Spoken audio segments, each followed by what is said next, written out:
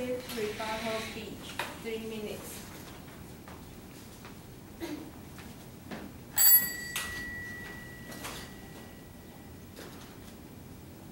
Good afternoon, judges and all the fellow debaters. I'm the third debater in the negative side. We advocate that our government shouldn't make public or personal information of the sex offenders. Before we restate our claims, we have to refute the affirmative side. First, our society is totally different from the US.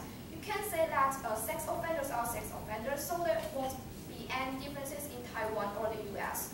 The purpose to say that the system is to reduce the recidivism. And to set up the system, you need to consider Taiwan's condition like history and policies. So we have to emphasize that we need to consider the differences between Taiwan and the US.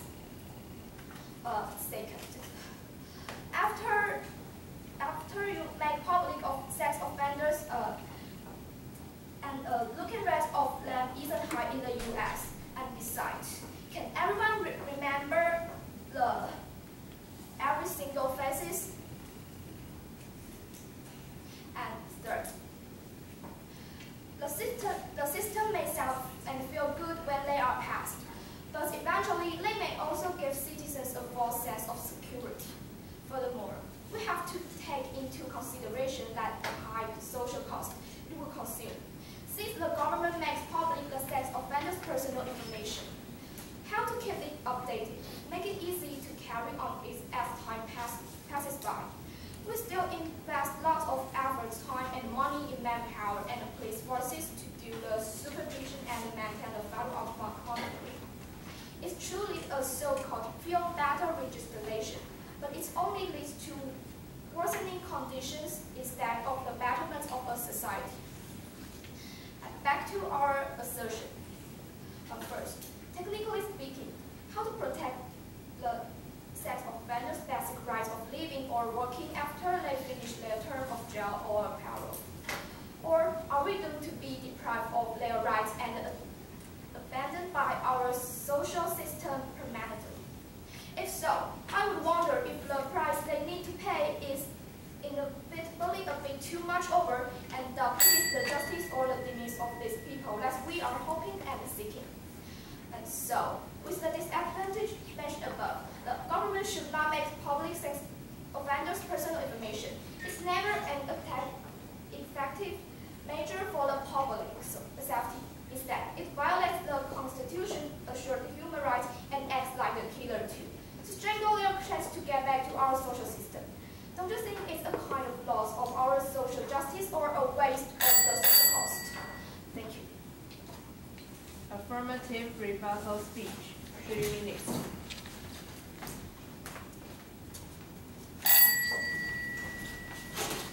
Good afternoon. We, affirmative, strongly contend that the Taiwanese government should make public sex offenders' personal information. First of all, our opponent mentioned that there is a difference in culture in both America and Taiwan. Yet, in both their constructive speeches and the cross-examination and even their rebuttal speeches, they brought up the evidence using the evidence from the United States, which is very weird. So, they failed to have the evidence to prove that our plan is not workable. Yet, we do have the plan showing that the evidence showing that our plan is workable.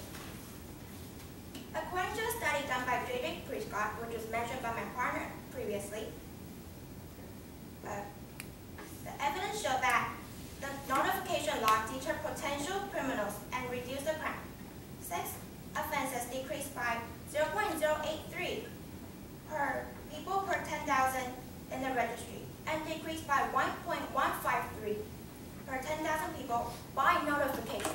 And that is why we need to notify the people. Then, our opponent mentioned about remembering your faces. But then, they also said something about recidivism rate is low. If the recidivism rate is low, then why do we bother remembering their faces? Because they are not likely to commit again, right? Then, the third thing that our opponent did is that they assumed all of our plan. They wasn't even listening.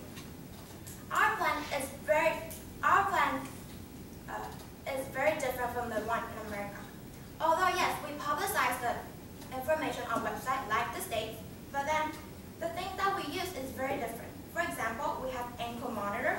We level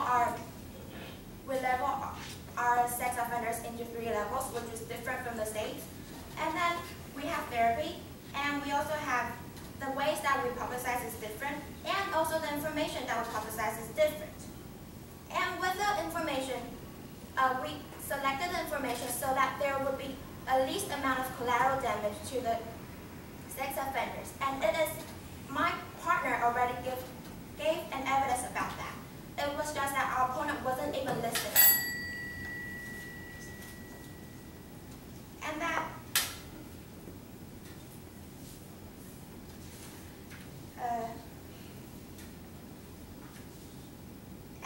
according to another evidence that we have, publicizing the information online is not an extra punishment, unlike what our opponent just said.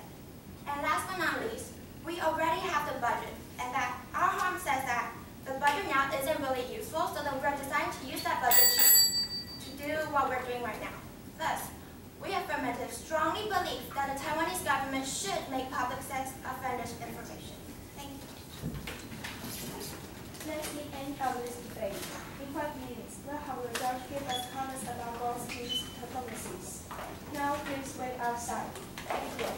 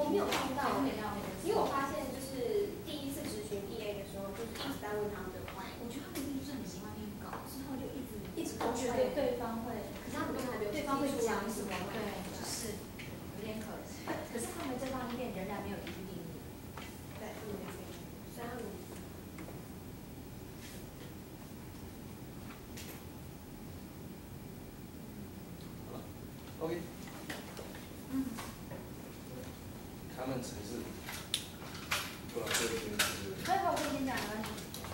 可是我有点乱啊，就是好。对啊。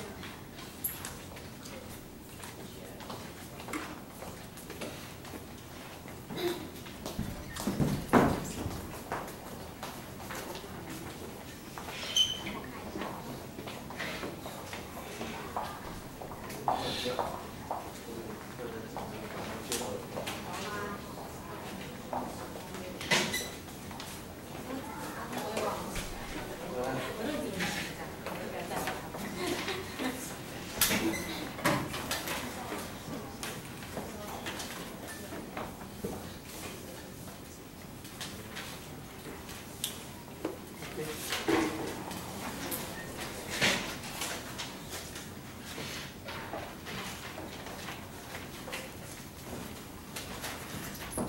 Okay, again, I'll be the first one to give comments. And again, I have to say that you both are great, excellent performance. And again, my comment number one is that I say that in my first round. And well, actually, you are so familiar with reading your script. So sometimes you just forget this is really actually a debate. You know, you don't just read it and forget what is really going on. So the problem is that with this is that you you stick to all this information you prepared, and you forget to deliver it just like a speech. This is something I really need to remind you again and again. And the second, this time I also noticed that in cross-exam session, that, well, actually for this session, you should know what to ask. Number one, you should know what to ask. You don't just, step on stage and don't really know what you are asking. Second, if you ask that questions, you at least should expect what would be the answer. You expect answer, and then you stick to that. Either you refute that or attack that point again. So that's for cross-exam, because basically if you, and also in cross-exam, you don't ask how questions, how to do this. Generally, in terms of strategy, you ask yes or no questions.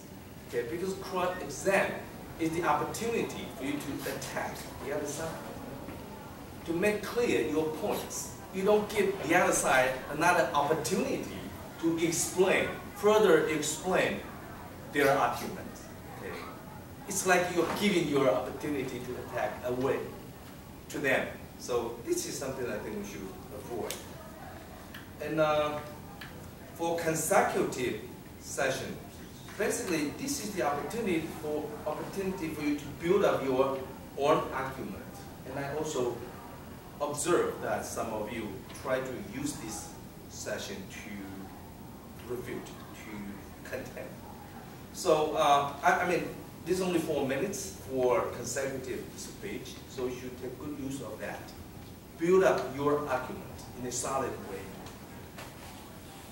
Another minor one is that, like hand in pockets. It's not very, very good gesture or posture. Let me remind you one thing. A couple of years ago, this Bill Gates, the richest person in the world, when he met President of China, Xi Jinping, he also did things like that. They got criticized very bad. So this is something you want to avoid. This is a stage. You're in front of the public and trying to behave in a correct way. I think that'll be my comment. Thank you so much.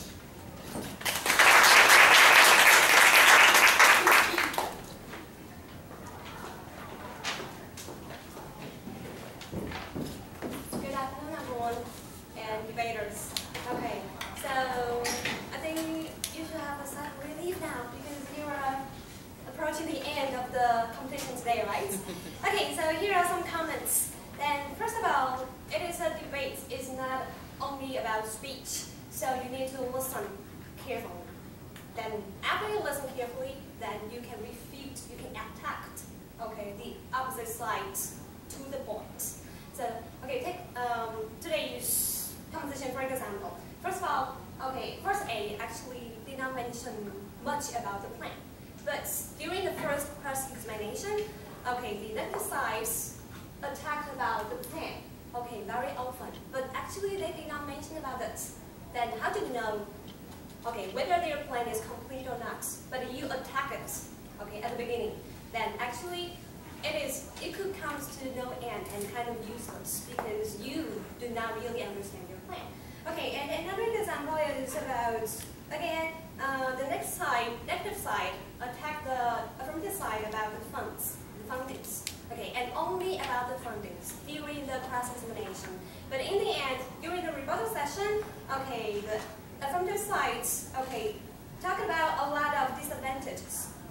Okay, for example, how do we know it's updated data, and how do the potential victims can memorize the faces? But actually, you do not ask the questions during the cross-examination. So actually, you need to listen carefully, and you know what is the good timing to ask good questions, then you can get the points. Okay, so it's the first thing. Okay, the second one, that is, okay, during cross-examination, if you are the examinee, cross-examinee, your responsibility is to answer the question. Don't ask question. Okay, except for to clarify some questions. Okay, so these are the 2 points from me, and congratulations. Okay, both of you did a very good job. Okay, thank you.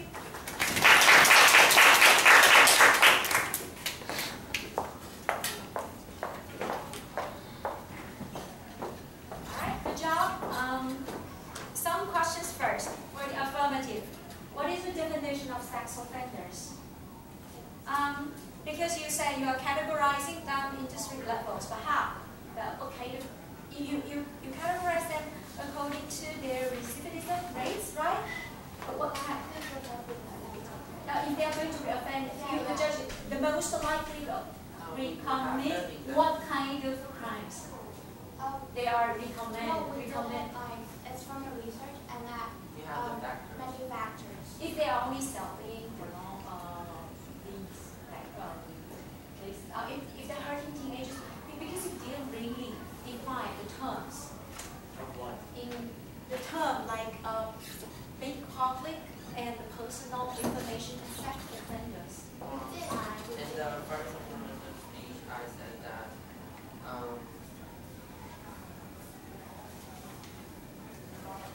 But he said that sex offenders are people who are above 18 and commit sexual assault or sexual harassment. yes, that's not enough sexual assault. Oh, you mean define sexual assault? Yes, Oh. because you're not really, you're only saying the term again. Using different words, you're not really defining. Because you are categorizing the crimes into 3 levels, then you have to be very careful with the types of crimes they are committing. Okay, and I also have another question, like you are going to publicizing their information for different periods of time. But once the information is publicized, then it's already known by the public. So what's the point making the length of time different? They didn't ask you that, but I have a question. That's only my personal question. And then I like the ideas of therapy and ankle monitor, plus GPS. But if they can solve the problems, then why bother publicizing the personal information? It's like you are bombarding us with so many good measures, good policies combined with this one. They can't solve the problem on its own because that's just part of the plan to solve recidivism. But the major part of the plan is the website, which actually deters sexual crimes or criminals like in whole, like the cases, the number of cases in whole. And the therapy, the ankle monitors, they're just like another part of the plan, a minor part of the plan that targets the recidivism of the sex offender. So, thank you. That's the question you should ask them. Alright, because you should clarify their policy, the details of their plan. And then I also have questions for you, which is what's your position? Do you prefer to stay to maintain the status quo, or do you have a different way to solve the problem? I didn't really hear that. Okay, the only thing I heard is that you disagree with them. Okay, and if you do think the status quo, if you do think you want to maintain the status quo, then how can you prove that the status quo or the current policy can solve the harm they have brought up? They have talked about. They have 3 harms in the very beginning of the debate. All right. So I like the idea of privacy and human rights you have brought up, because that's very important. That's almost the basic value of our human society. But I have to remind you that this is not just a value debate. You have to get into the details of the policy. Okay? You have to examine their policy to see if they can really solve the problems or if they are going to bring more problems. All right, so the good job for you. I think you really dig into the value or the philosophy behind this kind of practice. Okay, and then that's the first. Okay, so this is a policy debate. Okay, we all have values we believe in and we want to fight for, but we do have to stay practical. And the second thing is stay logical. I like the part of the force analogy. If American evidence is not applied in Taiwan, then why are you bringing up an American evidence? Okay, we call this kind of yeah. That shows that the Americans shows this from the American. Yes, but then if you think America and Taiwan cannot be compared, why are you comparing them together? So it cannot just adopt their implement. But you say they cannot adopt the information and begin to really understand it because you are illogical in your own argument. You first negate the logic and then you use the same logic. That's called false analogy， 就是错误的类比。就是如果你觉得反方不能够用美国的例子来支持他们的论点，那么为什么能用美国的例子来支持你的论点？你又说美国的情况，美国会这样，所以台湾也会这样。可是你们刚才说啊，你们不可以拿美国的状况来用在台湾。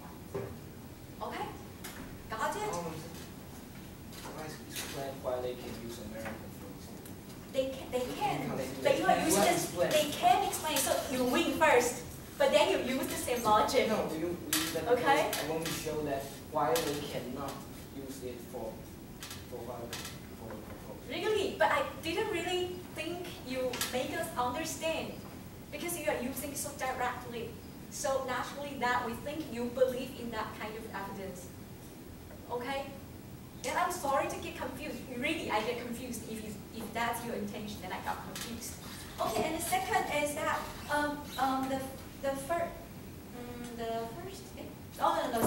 the rebuttal of the affirmative side. When you respond to their accusations, you sound a little bit irrelevant. They accuse the negative side accuses you of double or punishing the victims again, and then you talk about the budget.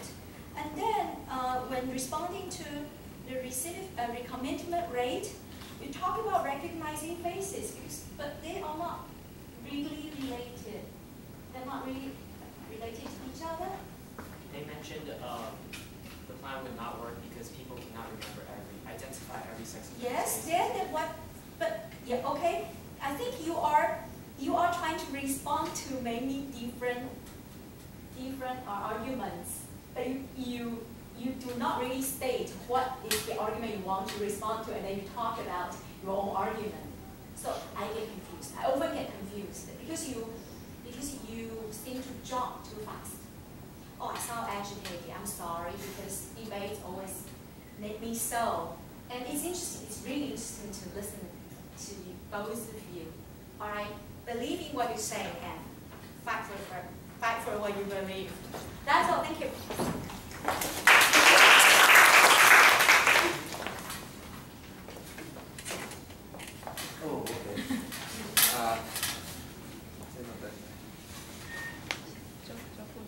Oh, okay. Okay. Still, well, as many judges mentioned that this debate is actually a practice, and during the process of preparation, you learn or you build up your ability of analysis, and during the process of debate, you know how to make public speech and also train your logical thinking.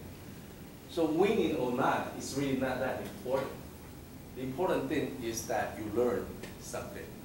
And I also mentioned a couple of times that you are both winning teams. Okay. Having said all that, I still have to announce the winning team. The winning team is the affirmative. Congratulations.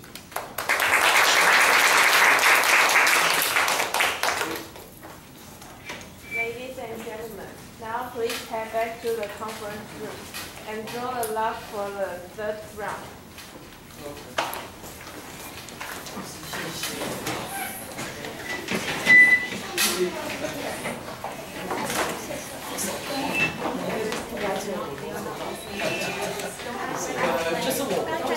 是你。对，我觉得你